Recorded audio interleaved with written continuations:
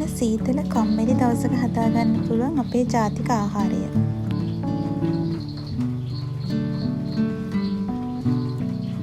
Soya meet එකට ලුණු ටිකක් දාලා පෙඟෙන්න තියෙනවා. ඊට පස්සේ පරිප්පු ටික ලෑස්ති කරගන්නවා.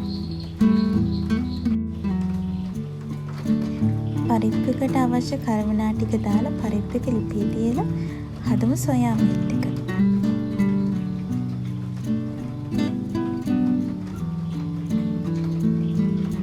රත් වෙච්ච තෙල් ටිකට සුදු ලුණු, රම්පේ, කරපිංච, කුරුඳු මේ ටික එකතු කරලා හොඳින් තෙම්පරාදු කරගත්තා.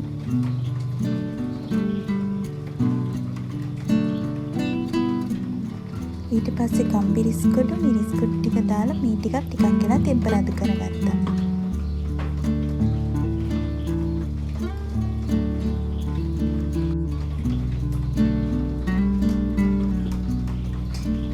ඊට පස්සේ ඒකට දැම්මේ සියඹලා ටිකක්. ඊට පස්සේ මේ ටික තෙම්පරාදු වුණාට පස්සේ සෝයා මීට් ටික දාලා මේ ටික කවලම් කරලා මේ තෙල් එකෙන්ම තව ටිකක් තෙම්පරාදු වෙන්න තියෙනවා.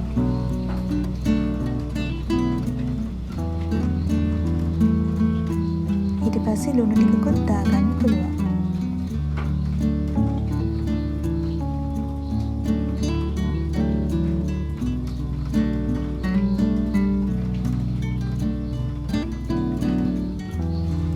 පොල් කිරි ටිකක් දාලා විනාඩියක් විතර ලිපේ තියාගත්තට පස්සේ පරිප්පු එකත් ලෑස්තියි. සෝයා මීට් ටිකට වතුර ටිකක් දාලා මේක මද ගින්න උයා ගන්නවා.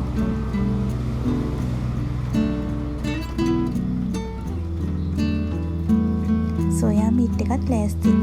පරිප්පු එක ගොඩක් රස තෙම්පරාදුවක් දැම්මහමනේ. ජාතික ආහාරය ලෑස්තියි.